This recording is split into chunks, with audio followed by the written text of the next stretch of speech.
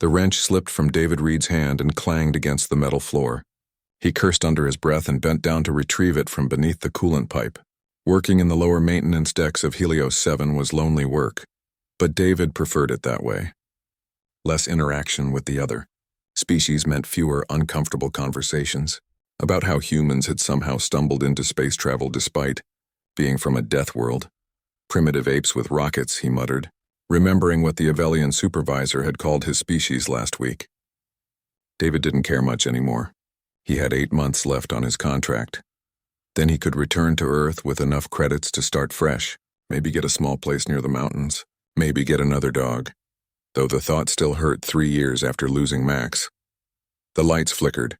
David paused, wrench in hand. Power fluctuations were rare on Helios 7. The station was a Galactic Preservation Council facility, top of the line, built to house and study the most dangerous creatures ever discovered. Everything had triple redundancies. The lights flickered again, then died completely. Emergency red lighting kicked in after a moment, bathing everything in crimson. David's communication badge crackled to life. Director Quinn's voice came through, speaking in clipped Avelian standard. All personnel remain in current locations. We are experiencing a system-wide failure. Security teams to Level 7 immediately. Level 7. That was the containment sector. David's stomach tightened. He had worked on Helios 7 for 2 years and had only seen the containment sector once during orientation. The massive reinforced chambers held creatures too dangerous to exist on normal worlds. The tour guide, a nervous Pelthian scientist, had shown them Chamber 7 from behind 3 layers of shielded glass. Inside, something massive and red moved in the shadows. That is Alpha 9, the scientist had explained. A ravager from Crimson Vale, apex predator. It has eliminated every other organism we placed in its environment. Intelligence tests suggest problem-solving abilities equivalent to a galactic level 4 species. Highly aggressive, extremely lethal. David had watched the creature pace back and forth. Even through the glass, even from 30 meters away, he had felt something primal in his gut. The kind of fear that lived in human DNA from the days when things with teeth hunted his ancestors in the dark. Now the power was out, and security was rushing to Level 7. His badge crackled again. This time it was panicked voices overlapping, shouting in multiple languages. Then a scream, a very short scream. Containment breach, someone shouted. Chamber 7 is open. Alpha 9 is loose. Repeat, Alpha 9 is loose in the facility. David stood frozen in the red emergency lighting. The ventilation shaft above his head rattled. Something large was moving through the ductwork. The entire station had suddenly become a hunting ground, and he was alone in the lower decks with nowhere to run. His badge continued to broadcast chaos. Security Team 3 is down. It's in the west corridor. It's too fast. We can't. The voice cut off. David's hands shook. He looked around the maintenance bay. There were no weapons here, just tools and spare parts. The nearest emergency shelter was 3 sections away through open corridors. The nearest emergency shuttle was on the upper decks, which meant using the main lifts or climbing 12 levels through maintenance shafts. Neither option seemed survivable right now. Something heavy thudded in the corridor outside. David's breath caught in his throat. He could hear it breathing, deep and rhythmic. Then came a sound like claws scraping on metal, moving closer to the maintenance bay door. The door was not locked. Why would it be? This was a maintenance area. Nothing dangerous was supposed to be loose on the station. David grabbed his wrench and backed toward the far corner of the room, knowing how useless it would be. His heart hammered against his ribs. The scraping stopped right outside the door. Through the small window in the door, David saw something move past. Red scales or skin, darker than the emergency lighting. Massive. The creature was at least 3 meters tall, maybe more. He caught a glimpse of a head that was all angles and teeth, with eyes that reflected the red light like a cat's. It paused. The head turned toward the door, toward the window, toward David. They made eye contact through the small window. The ravager's eyes were golden with horizontal pupils. They focused on David with an intensity that made his legs feel weak. This was what prey felt like, he realized. This was what the rabbit felt when the wolf found it in the snow. The creature tilted its head, studying him. Then it moved on, continuing down the corridor. David released a breath he hadn't realized he was holding. His badge crackled with more updates. The death toll was at 15 now. The Ravager was moving through the station methodically, killing everything it encountered. Security forces were setting up a defensive position on level 4, trying to keep it contained to the lower levels, which meant David was trapped down here with it. He had to move. Staying in one place was suicide. The creature had walked past this time, but it might come back. David went to the door and pressed his ear against it. Silence. Slowly, carefully, he opened it and looked out into the corridor. Empty. The red emergency lights cast everything in shadow. To his left, the corridor led deeper into the maintenance section, a dead end. To his right, it connected to the main shaft that would take him toward the shuttle bays. David stepped into the corridor and started moving right, keeping his footsteps as quiet as possible. The wrench felt ridiculous in his hand, but he couldn't make himself drop it. Every shadow looked like death. Every sound made him freeze. He made it 20 meters before he heard the breathing again. Behind him, close. David turned around slowly. The Ravager stood in the corridor, 5 meters away, fully visible now in the emergency lighting. It was even larger than he had thought, with powerful limbs built for speed and strength. Its red scales had darker stripes like a tiger. The head was elongated with rows of teeth visible even with its mouth closed. 4 eyes all focused on him. There was nowhere to run. No time to run. David stood there, wrench in hand, staring at the apex predator that had killed 15 trained security personnel in less than an hour. The creature stepped forward, claws clicking on the metal floor. David's grip tightened on the wrench, though every instinct told him it was useless. The Ravager took another step forward, its 4 golden eyes locked on him. Each breath it took was visible, its massive chest expanding and contracting with slow, deliberate rhythm. This creature was not tired. It was not scared. It was completely in control. Easy, David heard himself say. His voice sounded strange in the empty corridor, too small against the sound of those claws clicking closer. Easy there. The Ravager's head tilted slightly, the same gesture it had made when looking through the window. Its mouth opened just enough to reveal more of those teeth. They were not like Earth predators. These teeth were designed to tear through things much tougher than flesh. David's mind raced. Running would trigger a chase response. Every animal documentary he had ever watched told him that. But staying still meant being an easy target. He was trapped between 2 equally bad choices. The creature took another step, close enough now that David could smell it. A strange scent like hot metal and something organic he couldn't identify, close enough that he could see the individual scales, the way they overlapped like armor plating, close enough to die. "I'm not going to hurt you," David said, knowing how stupid it sounded. What could he possibly do to hurt this thing? But his mouth kept talking. The same tone he had used with Max when the dog was scared of thunderstorms. Low, calm, steady. "You're confused." The power went out. "You didn't ask to be caged. I understand that." The Ravager stopped moving. Its head straightened, eyes still fixed on David. One of its front limbs lifted, claws extended. David's body tensed, ready for the strike that would end him, but the strike didn't come. Instead, the creature moved closer, lowering its massive head toward David. Its nostrils flared, drawing in his scent in deep pulls. The head moved from his face down to his chest, his arms, his legs. It was smelling him, studying him, the way a dog might investigate a stranger. David forced himself to remain still.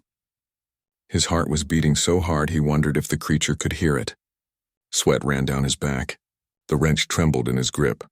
After what felt like forever, the Ravager pulled back. It sat down on its haunches right there in the corridor and stared at him. Not with the eyes of something about to kill, with something else. Curiosity, maybe, confusion. David took a slow step backward. The creature's eyes tracked the movement, but it didn't stand. Another step. Still nothing. David turned slightly, keeping his eyes on the Ravager, and began moving sideways down the corridor toward the main shaft. The creature stood up and followed, not attacking. Not rushing, just following, maintaining the same distance, its head low and eyes focused on David. "Oh no," David whispered. His badge crackled with voices from other parts of the station. "Security teams, the creature has moved to the maintenance sector. All personnel in that area evacuate immediately. We have visual on the human. He's in corridor B7 with the Ravager. Preparing to fire. Negative, another voice cut in. This one belonged to Director Quinn. Do not fire. The human is too close. You'll hit him too. David kept walking backward, and the ravager kept following. When David stopped, it stopped. When David moved, it moved. They reached the end of the corridor where it branched into the main maintenance shaft. David could see the ladder that led up toward the inhabited levels. He glanced at the ladder, then back at the creature. Could he climb fast enough? Would it follow him up? Would it kill him the moment he turned his back? The ravager made a sound. Not a growl. Something else, almost like a chirp, but deeper. Its mouth remained closed. The sound came from its throat. I don't understand, David said. What do you want? The creature took a single step forward, then sat down again, waiting. David's badge crackled. All cameras are on you, Reed. What is it doing? I don't know, David replied, his voice barely above a whisper. It's just sitting there, watching me. Can you move toward the access ladder? David started moving again, this time toward the ladder. The ravager stood and followed, maintaining the same careful distance. When David reached the ladder, he grabbed the lowest rung with one hand, still holding the wrench in the other. The creature stopped 3 meters away. Sat down. Watched. I'm going to climb now, David said, speaking more to himself than to anyone listening. I'm going to climb and you're going to stay there, right? The ravager's head tilted again. David put his foot on the first rung. The creature didn't move. Second rung. Third rung. He was 2 meters off the ground now, climbing slowly when he heard the claws on metal again. The ravager had stood up and moved to directly beneath the ladder. It looked up at him with those 4 golden eyes. Reed, it's following you. Quinn's voice came through the badge. Get to level 5. We have teams waiting there. David continued climbing. Below him, the ravager watched every movement.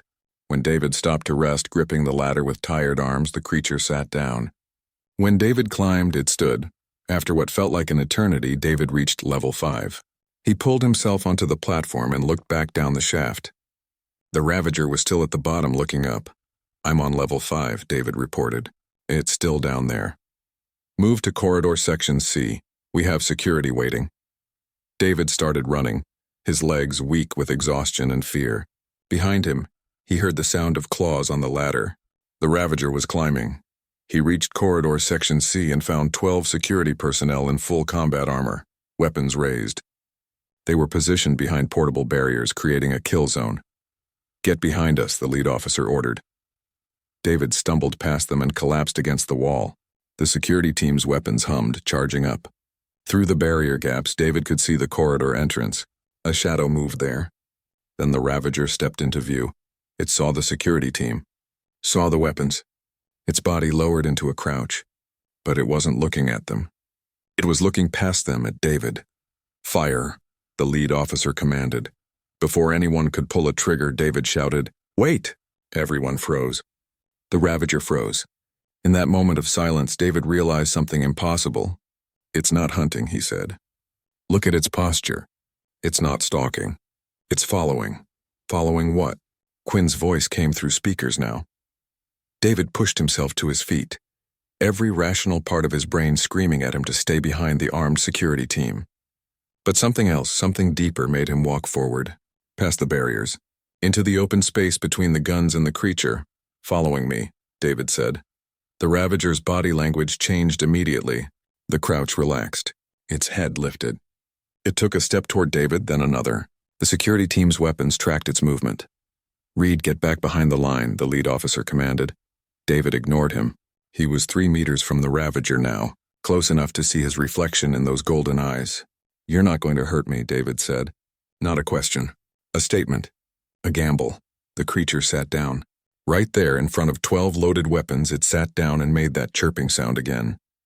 David's hand, moving on instinct, reached forward. The security team shouted warnings, but David's fingers touched the ravager's head, right between the upper pair of eyes. The scales were warm, smooth. The creature's eyes closed halfway, and it leaned into the touch, just like Max used to do. Someone explain what I'm seeing, Director Quinn's voice demanded over the speakers. David kept his hand on the ravager's head, his heart still racing but his fear transforming into something else. Wonder, confusion, recognition. I think, David said slowly. It thinks I'm part of its pack. Security Officer Reth had served in the Galactic Preservation Council for 16 years. He had faced down charging thornbacks, sedated rampaging void serpents, and once held position while a swarm of crystal wasps flew past his helmet. Nothing in those 16 years had prepared him for watching a human pet a ravager like it was a domestic animal. Reed, step away from the creature, Reth ordered, his weapon still trained on the massive predator. Slowly, David's hand remained on the ravager's head. The creature's eyes were half closed, its breathing steady and calm. If I step away, it's going to follow me again. And if it follows me, you're going to shoot. Then we'll find out if your weapons can actually stop it before it kills all of you. That was the problem, and everyone knew it. The ravager had torn through 15 security personnel already. Most hadn't gotten a shot off. The ones who had discovered their standard-issue pulse weapons barely slowed the creature down. "We have reinforcements coming," Reth said. "Heavy weapons. We can end this." "And hit me in the process," David replied. He kept his voice calm, the same tone he used with the ravager. "I have a better idea. Everyone lower your weapons and back away slowly. Let me lead it to somewhere contained." "That's insane," Reth said, but he could see Director Quinn watching through the cameras. The director would make the call, not him. There was a long pause before Quinn's voice came through the speakers. "Do it. Everyone lower weapons and fall back. Reed, you lead it to Storage Bay 12. It's reinforced and we can seal it remotely." The security team exchanged glances but obeyed.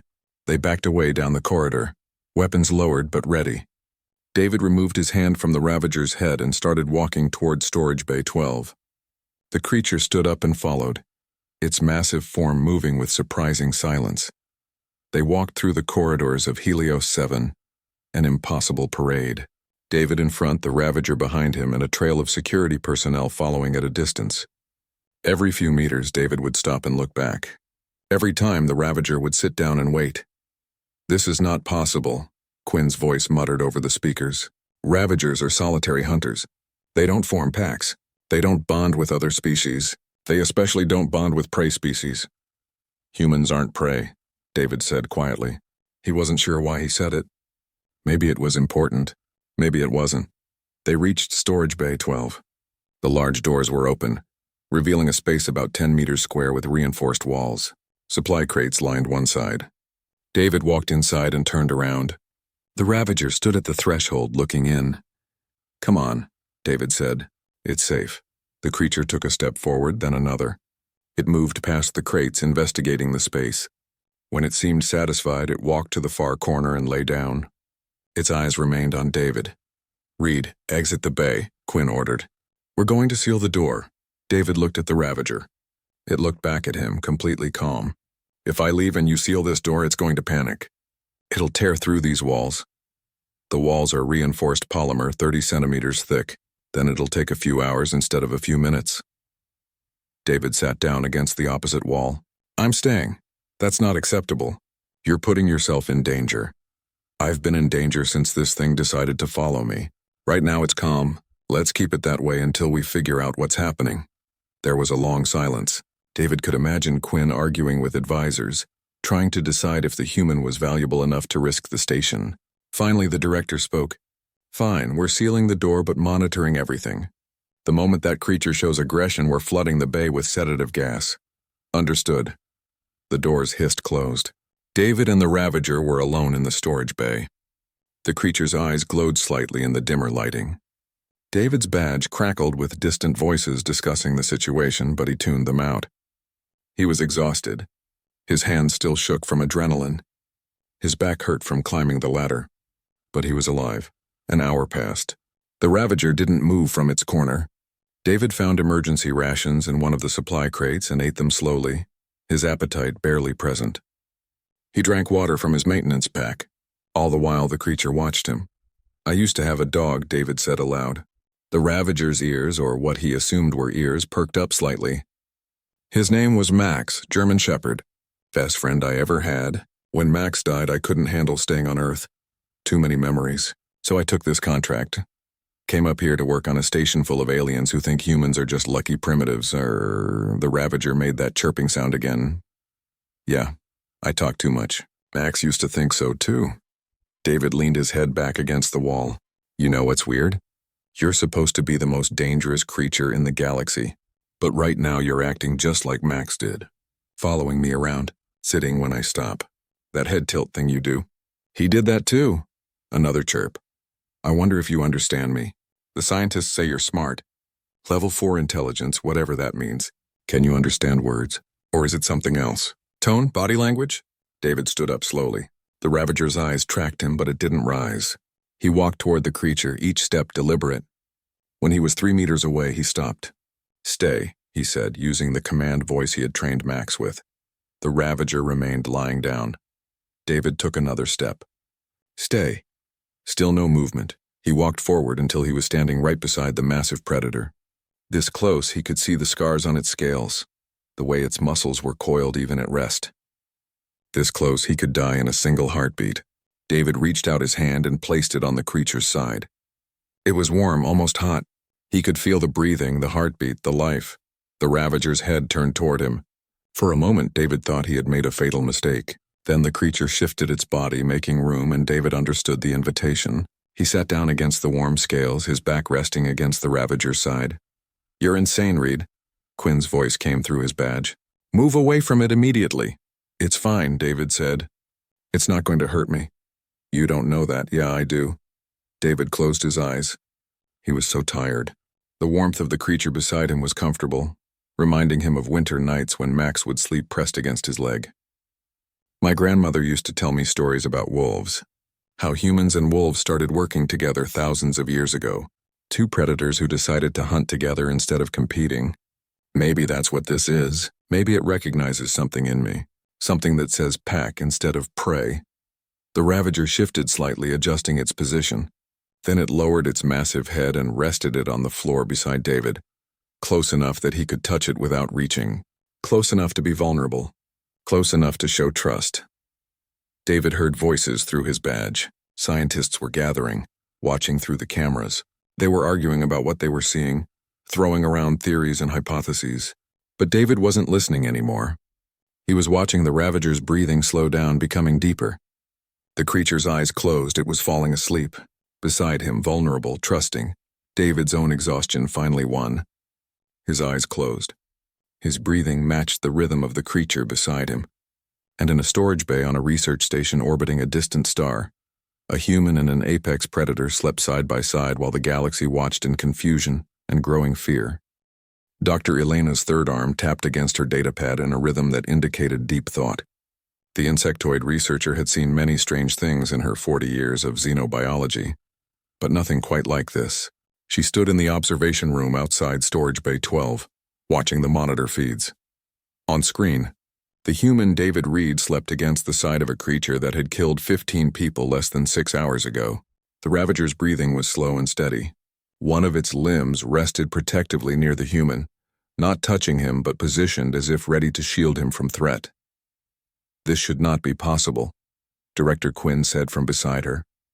The Avelian's translator made his voice sound irritated, which matched his body language perfectly.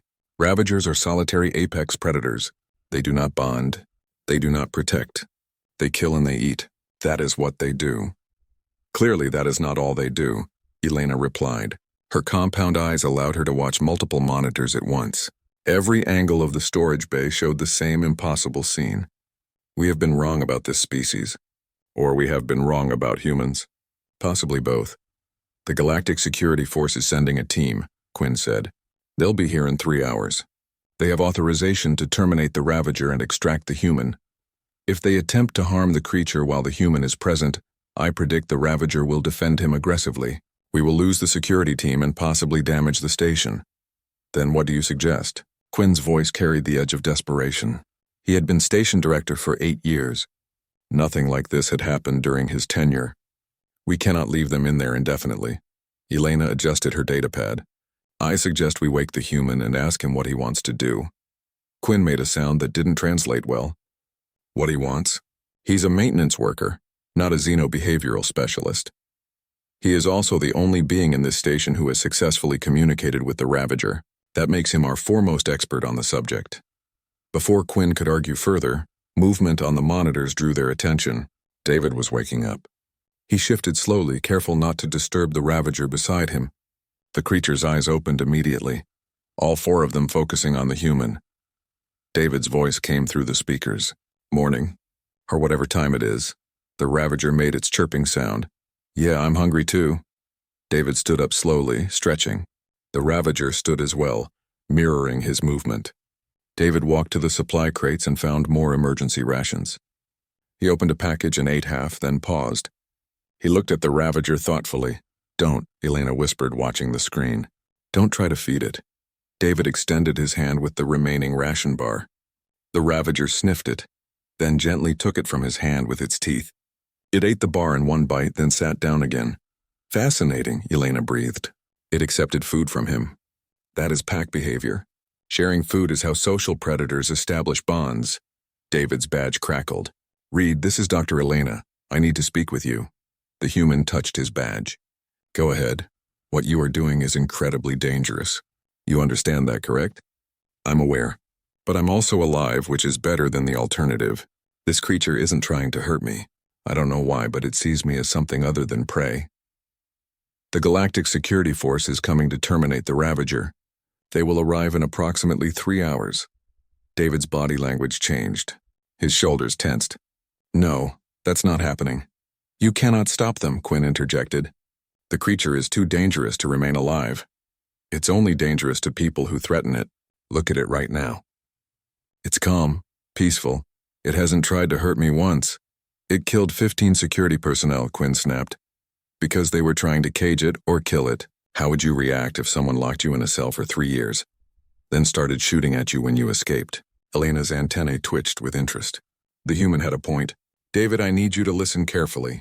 What is happening between you and this creature is unprecedented. You are correct that it is displaying pack-bonding behavior. However, we do not understand why.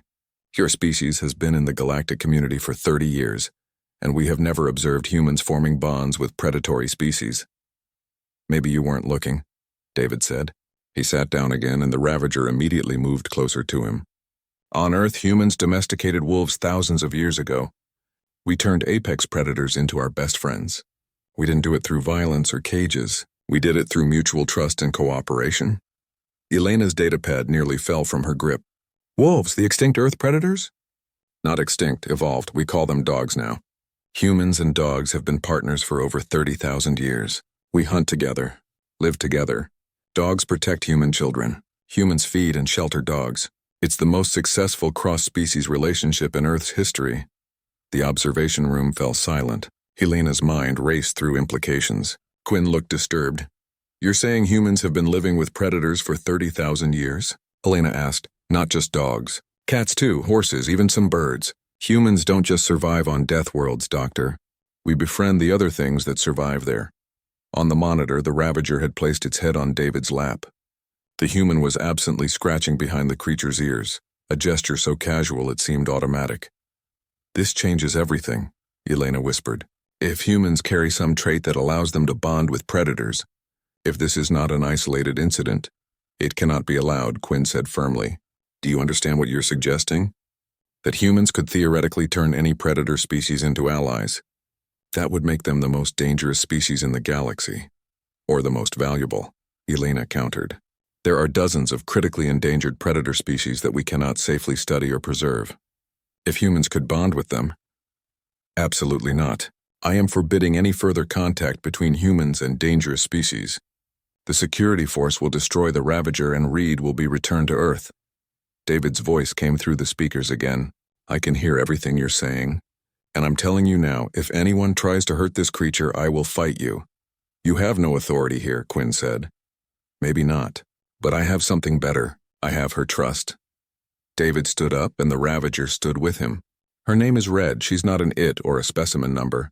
She's an intelligent being who's been locked in a cage for 3 years. She escaped because your security failed. She killed people who were trying to kill her. But she didn't kill me because I didn't try to hurt her. Reed, Elena said carefully. I believe you, but the security force has authorization from the Galactic Council. I cannot stop them. Then I guess we have 3 hours to figure out a better option. David walked to the bay doors, Red following close behind. Open these doors. That is not possible, Quinn said. Open them or Red will open them herself. Your choice. Either way, we're not staying in this box waiting to be executed. Elena watched the human's face on the monitor. He was not bluffing. She looked at the ravager, at the way it stood protectively near David, at the intelligence in those golden eyes. A decision crystallized in her mind. It would likely end her career. She didn't care. Open the doors, Elena ordered. Doctor, you don't have authority to. I am the senior xenobiologist on this station. This creature falls under my research jurisdiction. Open the doors or I will file formal protests that will delay the security force long enough for me to complete my evaluation. Your choice, Director. Quinn's face showed his fury, but he made a gesture to the security console. The doors to Storage Bay 12 hissed open. David walked out with Red beside him. Security personnel raised weapons immediately. Lower your weapons, Elena commanded. All of you, now. Slowly, reluctantly, they obeyed. David and Red walked through the corridor, the crowd parting before them. Elena fell into step beside them. I hope you know what you're doing, human, she said quietly. I don't, David admitted, but I'm not letting them kill her. Red made her chirping sound and pressed closer to David's side. And Elena realized that whatever was happening here, it was going to change the galaxy's understanding of humans forever. The conference room on Helios 7 had never been designed for this purpose. 12 species representatives sat around the curved table, each one keeping a careful distance from the others. At the head of the table stood Dr. Elena, her datapad projecting images onto the large screen behind her. In the corner, behind a transparent barrier that had taken 2 hours to install, David Reed sat with Red curled beside him. The Ravager's presence made everyone nervous except David, who occasionally scratched behind her ears while reviewing his own datapad. Red's eyes tracked each movement in the room, but she remained calm as long as David remained calm. Colleagues, Elena began, thank you for joining this emergency session. What we have witnessed over the past 18 hours challenges everything we thought we understood about predator behavior and human neurology. What we have witnessed is an anomaly, said Representative Corvin, a Telthian whose species prided themselves on logic. One creature showing abnormal behavior toward one human does not prove anything. I agree that one incident proves nothing, Elena replied. Which is why I spent the last 6 hours researching human history and contacting other stations. What I found is remarkable. She tapped her datapad. The screen changed to show an image of Earth. Humans evolved on a Class 12 death world, we knew this. What we did not fully appreciate is how humans survived there. The screen shifted to show various Earth. Animals, wolves, large cats, bears, eagles, these are just some of the apex predators that humans shared territory with. Any one of these creatures could kill an unarmed human. Yet humans not only survived, they thrived. How? Through a process they call domestication. Domestication is known across the galaxy, Corvin said dismissively. Many species keep animals for food or labor. Human domestication is different, Elena insisted. She pulled up more images. Humans did not simply cage animals and breed them for desired traits. They formed genuine partnerships with predators. Look at this species. An image of a dog appeared. These are descended from wolves, pack hunters that competed with humans for the same prey. Over 30,000 years, humans and wolves learned to hunt together. The wolves used their sense of smell and speed. Humans used their intelligence and tools.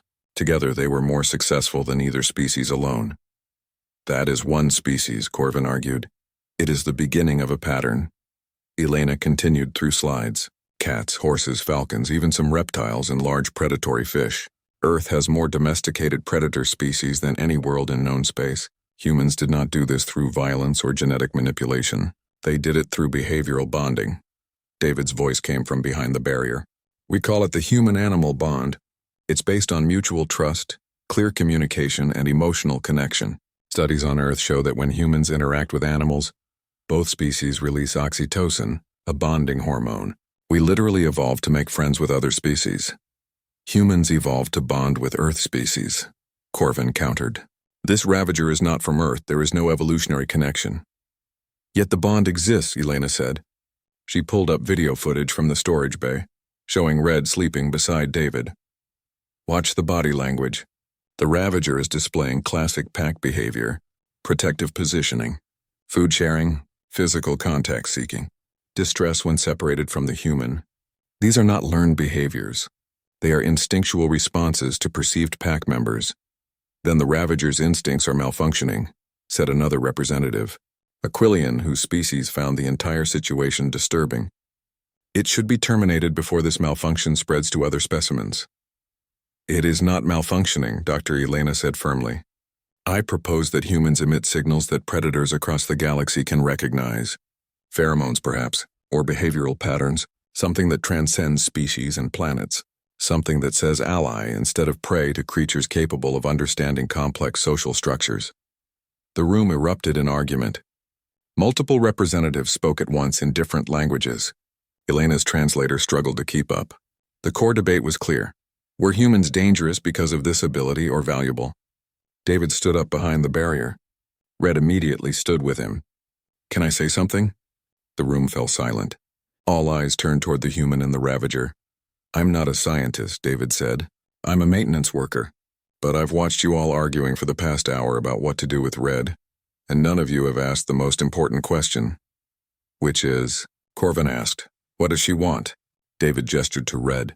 Everyone keeps calling her a specimen or a creature. But she's intelligent. Your own tests proved that. She solved problems. She used tools. She communicated. Maybe instead of deciding her fate without her input, we should try to understand what she wants. It cannot communicate, the Quillian said. It has no language we can understand. She has body language. Watch. David walked to the barrier wall. Red followed, pressing close to his side. See how she stays near me?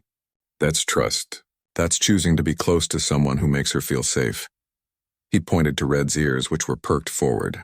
See how alert she is? She's tracking all of you. She knows you're talking about her. She knows you see her as a threat. David sat down on the floor. Red immediately lay down beside him, her body positioned between David and the rest of the room. See that? Protective positioning. She thinks I need guarding from you. Why? Because your body language is aggressive. You're treating her like an enemy. Elena's antennae quivered with excitement. He is correct. We have been so focused on what the Ravager is doing that we have not considered why. David, can you ask her to perform simple commands? I can try. David looked at Red. Stand. Red stood up. Sit. Red sat. Stay. David walked 5 meters away. Red remained sitting, watching him intently. Come. Red walked to him immediately. The room went completely silent. Dr. Elena's 3 arms trembled as she recorded everything on her datapad. 20 hours. Corvin said quietly. The human has been with the creature for 20 hours, and it obeys complex verbal commands. That level of training should take months, years. It's not training, David said. It's communication. Red is smart enough to understand that I'm using specific sounds to mean specific things. She's choosing to follow those commands because we've established trust. This is impossible, the Quillian said. Our best trainers worked with that creature for 3 years and achieved nothing. Because you approached her as a specimen to be studied, David replied. I approached her as a potential friend. There's a difference, Dr. Elena stepped forward. I propose a new classification for humans in the Galactic database. Current classification, Death World Survivors Tier 3 Threat Level. Proposed classification, Apex Social Integrators. No threat level. No threat level? Corvin sounded shocked. You just demonstrated that humans can turn apex predators into obedient allies within hours. That is the definition of a threat. Or the definition of a peacemaker, Elena countered. There are 17 predator species currently facing extinction because we cannot safely study or protect them. We cage them, which drives them mad. We sedate them, which prevents natural behavior observation. We keep them isolated, which violates their social needs. What if humans could bridge that gap? What if they could form bonds that allow us to save these species? You're proposing we use humans as handlers, Corvin said slowly. I am proposing we acknowledge what humans already do naturally. David, would you be willing to work with other species? To attempt bonding with different predators? David looked at Red, who chirped softly. He scratched behind her ears. Only if Red comes with me. And only if every creature is treated with respect, not as a specimen. They deserve better than cages. Agreed, Elena said immediately. This is insane, the Quillian protested. You're giving humans access to the most dangerous creatures in the galaxy. Humans already live on a planet full of dangerous creatures, David said. We learned to coexist with them. Maybe it's time the rest of the galaxy learned that lesson too. Before anyone could respond, alarms blared throughout the station. A voice came over the speakers. Security alert. Galactic Security Force has arrived.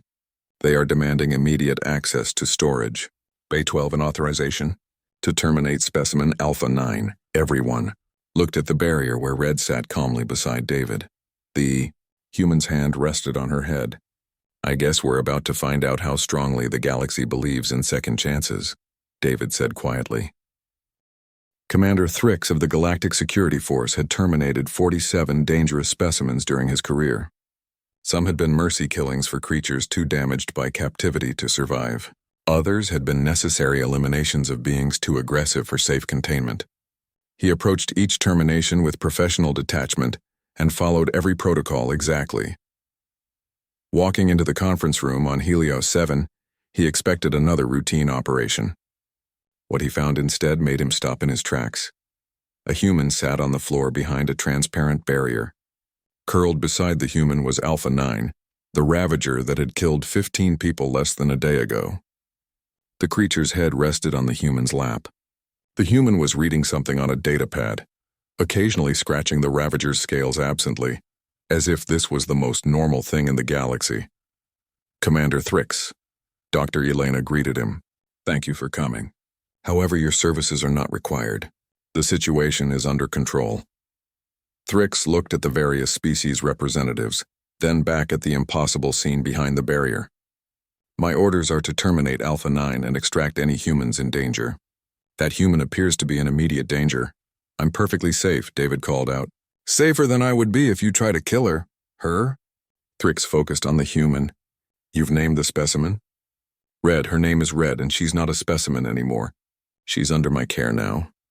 Thrix had seen many strange things in his career, but this ranked among the strangest. You cannot claim responsibility for a ravager. You are not qualified. Actually, Dr. Elena interjected, I have submitted emergency paperwork to the Galactic Council proposing exactly that. David Reed is now officially designated as Red's behavioral specialist and guardian. All decisions regarding her care must go through him. That paperwork has no legal standing until the Council approves it. True, but killing Red before they review the case would be premature. Especially given what we have learned. Elena gestured to her datapad. Commander, are you aware of humanity's unique relationship with predatory species? I am aware they come from a death world.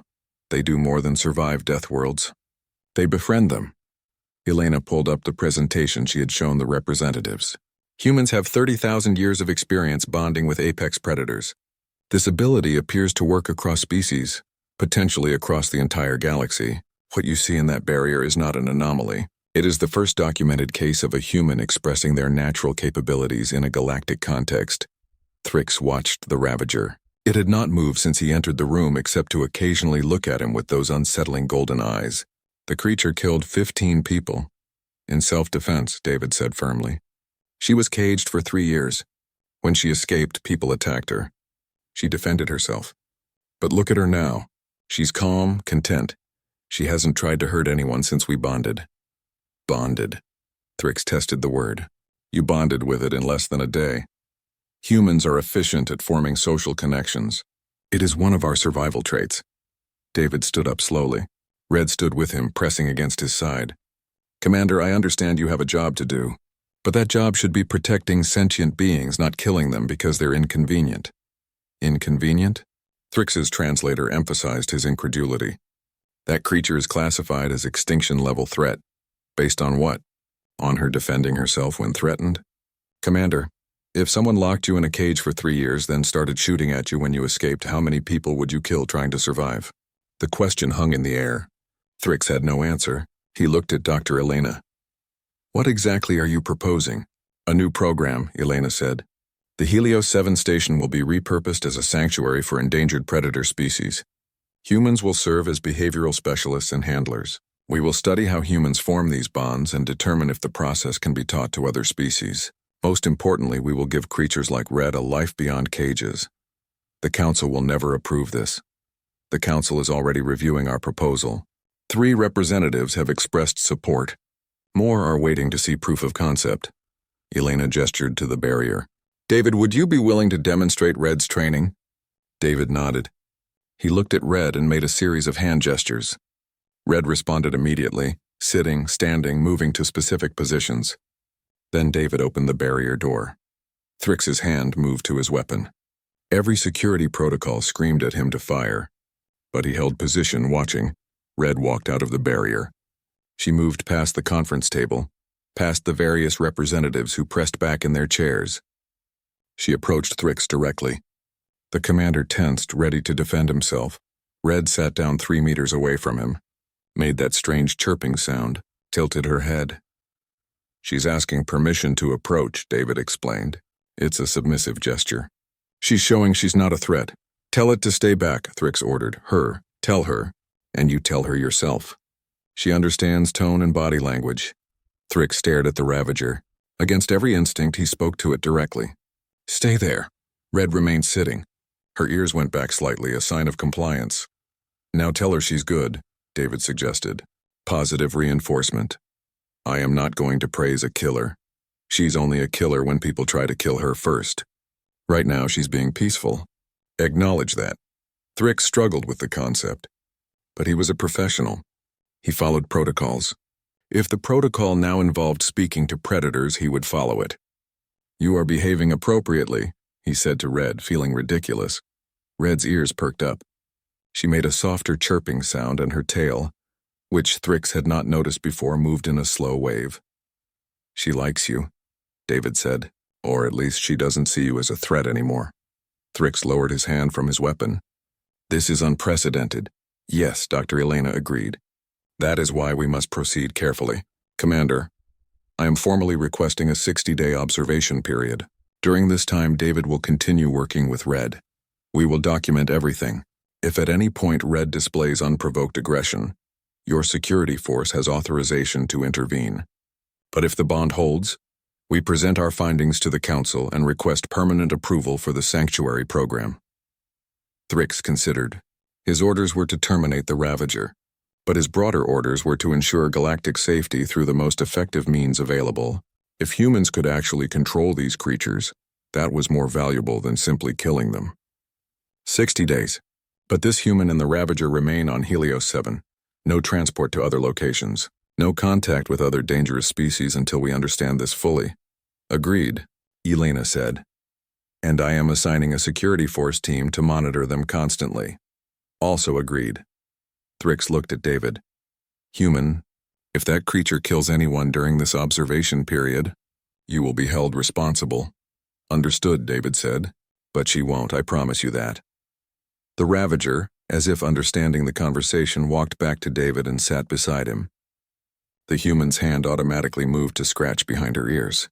It was such a casual gesture, so normal, that Thrix felt his understanding of the universe shift slightly. 5 years later, David Reed stood in the main sanctuary dome of Helios 7, watching the sun set through the transparent ceiling. The station had been completely redesigned. Where there had once been cages and sterile laboratories, there were now open habitats with enrichment structures and natural elements. 17 predator species now lived there, each one bonded to a human handler. Red was beside him as always. She was larger now, well-fed and content. Her scales had regained the luster they had lost during captivity. Behind her, 3 smaller shapes played in the habitat, tumbling over each other in mock combat. Red's offspring, born 2 years ago, raised with humans from birth. They were even more comfortable with people than Red was. How do you do it? A young human named Lisa approached, her own bonded partner following behind her. It was a thornback, a species previously considered too violent for any interaction. Now it walked calmly beside Lisa, responding to her voice commands. Do what? David asked. Make it look so easy. I've been working with Spike for 6 months and I still get nervous sometimes. David smiled. You're thinking of him as a dangerous creature you need to control. Think of him as a person you need to communicate with. What does Spike like? What makes him happy? What scares him? Learn those things and the bond becomes natural. Lisa nodded thoughtfully. Dr. Elena says you've been offered positions on 12 other stations. Are you going to accept? Eventually. But Red comes with me. That's non-negotiable. David looked at his companion. Red looked back at him with those golden eyes, and he saw intelligence there. Trust. Friendship. We're a team. Wherever I go, she goes, Red chirped in agreement. Dr. Elena's voice came through David's communicator. David, we have a situation. A station in the outer ring has a predator specimen that has injured 3 handlers. They are requesting your consultation. They are willing to pay standard specialist rates. David smiled. Standard specialist rates for human handlers were now quite substantial. The galaxy had learned that humans possessed a unique and valuable skill. Tell them I'll review the case files. If I think I can help, Red and I will take the next transport. Acknowledged. Also, the Galactic Council has formally requested you address their assembly next month. They want to discuss expanding the sanctuary program to 50 stations. 50 stations. That's a lot of predators. It is also a lot of endangered species we can now save because of you. Because of what you taught us about communication and respect. David looked around the sanctuary dome. Creatures that had once been caged and feared now lived in comfort, cared for by humans who saw them not as threats, but as individuals worthy of understanding. It was not the life he had imagined when he took a maintenance contract on a research station. But it was the life he had found, and it was good. Red pressed against his leg, warm and solid and real. A reminder that the most dangerous creatures in the galaxy were not so different from the wolves that had once sat beside human campfires 30,000 years ago. All they needed was someone willing to see past the teeth and claws to the intelligence and emotion beneath. Humans had always been good at that. It just took the galaxy a while to notice. David scratched behind Red's ears and looked up at the stars beyond the dome. Somewhere out there were 50 more stations. 50 more opportunities to bridge the gap between civilization and wildness. 50 more chances to prove that humanity's greatest strength was not in conquering death worlds, but in befriending them. Come on, Red, David said. We've got work to do. The ravager chirped happily and followed him into the sanctuary, where predators and humans lived together in harmony, and the galaxy slowly learned what it meant to be truly human.